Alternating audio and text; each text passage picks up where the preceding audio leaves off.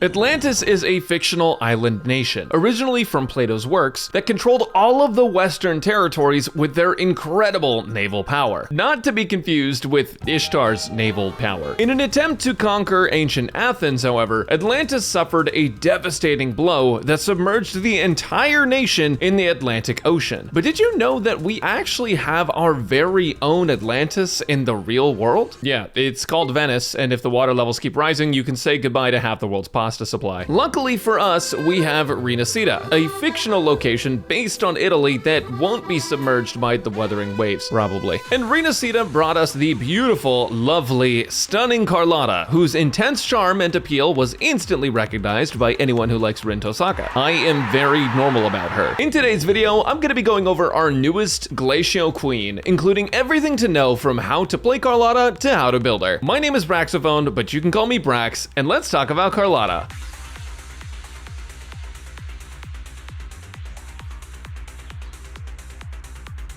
If you think you're immune, I have bad news. As games through history have taught us, the only thing better than a cute anime girl is a cute anime girl with a really big gun. Carlotta's got bigger guns than Dwayne "The Rock" Johnson, and she uses them to dish out 1 billion damage. It's like a regular billion, but Italian. The first thing you need to know about Carlotta is her multiple crystal mechanic. Basically, she can't gain Forte unless she consumes multiple crystal stacks. The way she gets multiple crystals is 3 from her intro skill, 3 from her first skill press, 3 from her 2-part basic attack combo, 3 from her heavy attack, 3 from her perfect dodge, and 3 for executing the ground combo after an air attack. You can see them floating right next to her body, this little snowflake symbol, and you can also see them right above her Forte bar, but most of us aren't gonna be looking down there because Carlotta's on our screen. Every time you gain stacks, it resets their timer, and you can hold up to 6 at a time. For every 3 multiple crystals you spend, you can get 1/4 of her Forte gauge. So 6 multiple crystals spent would be half, and 12 would be the full thing. Your goal is to use her Forte circuit every single rotation, so you'll need to follow a specific rotation to maximize her damage. But for now, don't worry about that too much. It's not that hard, and I'm much harder. When Carlotta's Forte gauge is full, her hair turns crystal like shiny rock candy, and she gets a buff to her resonance liberation until she's swapped off the field. When you actually use her Forte circuit, she does this, except imagine it actually hit them and they fucking die. During this move, the enemy's time gets fractured and distorted a little bit, and I kind of wish that were me because then I could spend more theoretical time with Carlotta. One caveat to her Forte circuit is that it only works every 22 seconds maximum. You actually have to wait until she has the red crystal on her bar to make it have its maximum effect, so you can't just spam it even if you are super optimized. Carlotta's intro skill will give the 3 multiple crystals as mentioned before, but it will also give 1/4 of her Forte circuit to begin with. It does a fair bit of damage, but you mostly just want it for the Forte. Mr. President, a second Glock has just appeared in Carlotta's hands. Her basic attack does 2 attacks, with the second one giving her 3 multiple crystals. Anytime you have multiple crystals, she does a different basic attack combo that burns them 1 at a time. Next up is Carlotta's skill, which is a 2-part attack. The first skill use turns enemies into diamonds, and it gives you 3 multiple crystals that will turn into Forte gauge after pressing your skill again. It also freezes the enemy for 1.5 seconds, which is 1.5 seconds more they get to spend with my Wuthering wife. Her second skill use is a gap closer that jumps over the enemy. When using her second skill press, she instantly consumes all of her multiple crystals, so if you have 6, it's a quick way to burn them for Forte. Fun fact, Carlotta is actually the main character in Sonic 4. To be honest, nothing hits in her kit quite like her ultimate though. Close enough. Welcome back, Lee Hyperreal. First off, when casting it, she applies a debuff to enemies that makes your damage ignore 18% of their defense, which is crazy for her damage, but later on she gets a passive that makes it so her intro skill, her skill, Forte circuit, and ultimate shots also apply that same debuff. What ultimate shots am I talking about? Carlotta gets 4 huge shots of mostly single target damage. I say mostly because technically it can hit multiple things, but like it's gonna be single target most of the time. Followed up by 1 area of blast damage, all in sequence. It's super easy to do, just like subscribe to my YouTube channel. All you have to do is click that button right below the video that says subscribe, and you go ahead and click that button, and I will just wait here for a second. And okay, all right, let's get back to the video. Carlotta's kit has a lot of text that can make it feel overwhelming, but in my opinion, she's actually one of the the easiest characters to execute to date. Now, if only she was the easiest character to date. Carlotta also has a passive that gives her immunity to interruption until she actually hits the damage from her second skill, and will also give your active resonators 20% less flight stamina cost, which is great for exploration. Lastly, her outro skill does damage, and that's it. Wow! For talent priority, I recommend leveling her Resonance Liberation first, then her Forte Circuit and skill, then her intro skill, and lastly, her basic attack. One thing that wasn't mentioned earlier was that a majority of her kit counts as skill damage. In fact, the only parts of her kit that are not skill damage are her basic attack sequence, her outro skill, and her intro skill. All in all, Carlotta's an easy character to play and very pleasant to look at and listen to. If you want to see a proper rotation for her explained, that'll be in the team section later in the video, but for now, enjoy this stinger that my editor made.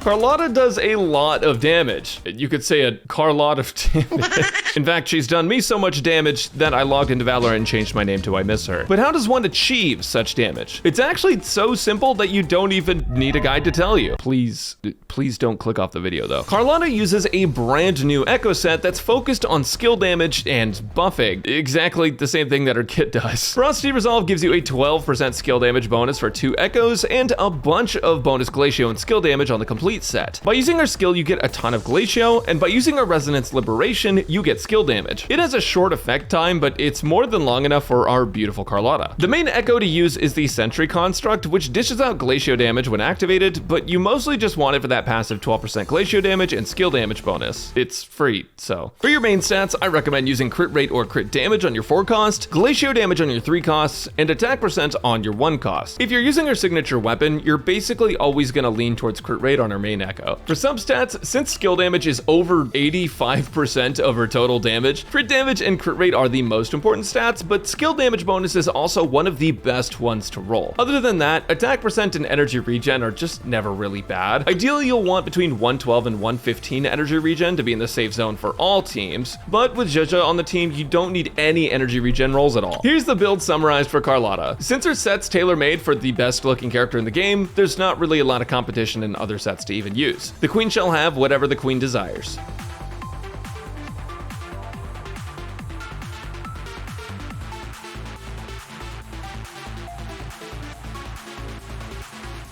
I wonder what kind of tea Carlotta is drinking. They always say you are what you eat, so it must be beauty. I think I threw up in my mouth a little bit. And try that one on a real woman, fellas. You might get somewhere. Okay, listen, guys, I said some really down bad shit in my original script, and I took it out to spare your ears. Trust me, this is way better than what I had written before. Carlotta's signature weapon has a crit damage main stat and gives an attack bonus passively, but every time you use her intro skill or Resonance Liberation, she gets a massive 48% skill damage bonus at R1. It's easily her best weapon. However, you absolutely don't need it for her to be good. The standard 5-star static mist is actually really strong for her still. It has a crit rate main stat with a passive energy regen bonus. It's technically a support weapon since it gives an attack buff to the next character on outro skill, but it has high base stats and crit rate, so it works. And it's something that free-to-play players can reach for over time. Thunderbolt at R5 is a solid weapon, though it will take a while to get since you need 5 iterations of Battle Pass. But for pure free-to-play players, the brand new 4-star Romance and Farewell is a craftable weapon that buffs your attack stat when you deal damage to enemies that are debuffed. And since Carlotta applies a defense ignore to enemies, you can take full advantage of this weapon to make it her best 4-star option for free-to-play players. Other than that, Nova Burst, Undying Flame, and Relativistic Jet are okay options, but in a worst-case scenario, you should aim to make Romance and Farewell R5. For your reference, here's a chart comparing weapon damage for Carlotta. You absolutely don't need her signature because her damage is crazy even without it, even on 4 stars. It does give some really great stats, but I would much rather it give me a chance.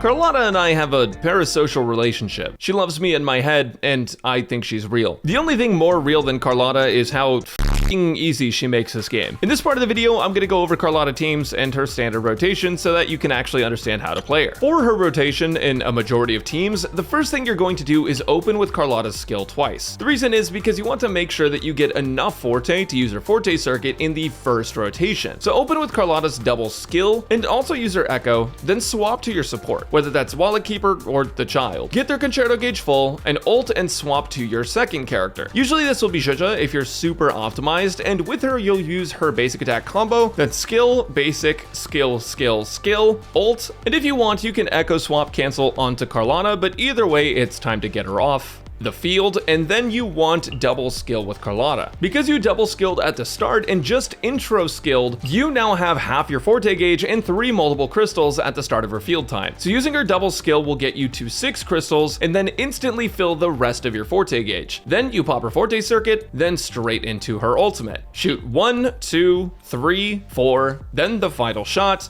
double skill again, and Echo swap cancel back to your support. Since you end her field time with a double skill, you'll always have her Forte circuit back up, and the rotation moves like clockwork. The other characters in Carlotta's teams basically never have to adjust what they're doing, they just have to give her all the buffs. She's a very straightforward character who reminds me a lot of Echidna from ReZero, specifically because I would like to drink her bodily fluids. Now the reason this team works so well with Shorekeeper, Zhuzh, and Carlotta is that Shorekeeper is supplying healing and a bunch of crit buffs to the team, as well as attack from the healing set. Zhuzh is providing off-field damage, and since she got a new Echo set that enhances her personal damage, you have the option of buffing Carlotta with the Moonlit Cloud set on Zhuzh, or using her new coordinated attack echoes, making her a lot easier to build her more damage overall. Zhuzh's outro skill buffs Glacio damage and skill damage for the oncoming Resonator, which is Carlotta, and both of those buffs do wonders for her. Assuming you double skill at the start with Carlotta, everything should fit within Shorekeeper's timer for buffs, and you'll always have her Forte circuit ready. Carlotta was the last piece of the Zhuzh puzzle that made her really stand out. Shorekeeper can be substituted for Verena if you don't have her, but in Carlotta's teams, Shorekeeper is a pretty big upgrade. Verena tightens up the rotation a little, but there's no need for that time reduction, especially since you want a minimum amount of time before Carlotta comes back on field to activate the red crystal on her Forte bar. Baizi, however, is actually competitive with Verena if you have her at S6, because she can give a Glacio damage bonus to your whole team, which can compensate for the extra field time she takes. Now, if you don't have Zhuzh, you can technically use Taochi or Lumi. Taochi, like Zhuzh, gives skill damage amplify with her outro skill. Wow. Finally a use for her. She still goes in the double D tier though. The skill damage amp is huge, a whopping 38% more damage overall. The downside is that by using Taochi over Zhuzh, you would be losing all of the coordinated attack damage as well, so it's actually far from ideal, but it works if you skip Zhuzh. Lumi also gives a huge skill amplify on her outro, so you'd think she'd be great with Carlotta, right? Wrong. The Rat Girl, despite her massive payload, only has skill damage amp for 10 seconds, which unfortunately is not enough time to execute Carlotta's full rotation. Usually her buffs fall off before or right after the third shot, and even if you just adjust Carlotta's rotation, it ends up being a lot less damage. If you're using either one of these characters, they both want the E-Kitten sword that gives extra Concerto energy whenever you skill, so that way they can proc their outros faster. Other characters that don't have direct synergy with Carlotta, like Sanhua and Yang Yang, are still okay options because you don't really have many options to begin with. Sanhua can basically add a bit of quick damage. Even though her outro doesn't affect Carlotta at all, she's an easy slot in if you need. Same thing with Yang Yang, a little bit of extra damage and fast Concerto. Yang Yang also gives the next character a bit of energy. You likely won't really need it, but it can help sometimes, and you don't need any energy regen on Carlotta if you're playing Yang Yang. Carlotta suffers a lot of the same issues that other Wuthering Waves characters do, which is that I'm not dating them. There are not that many characters on the roster still that have intentional synergies with other characters, and some people are okay with that. If you don't like the team building aspect of Wuwa because you would rather characters stand on their own as strong characters, that's totally fine. But in terms of finding actual team synergies, if you're looking for them, you're not gonna find a ton just yet. However, in the future, you will definitely find a lot more. Next up, I'll talk about her sequence nodes versus her weapons, so that way you guys can get a better idea of if it's worth pulling for S1 or R1 if you're gonna go above and beyond.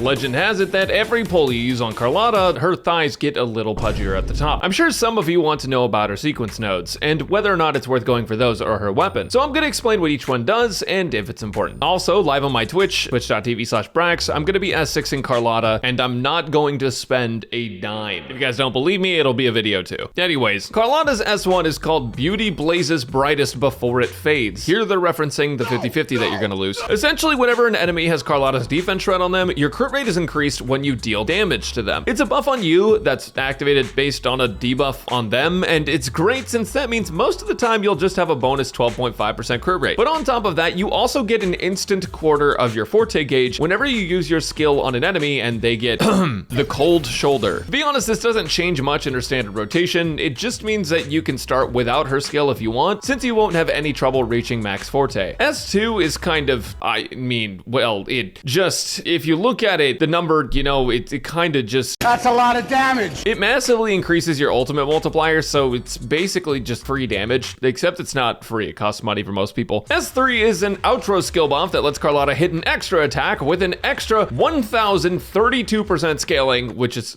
pretty dang high.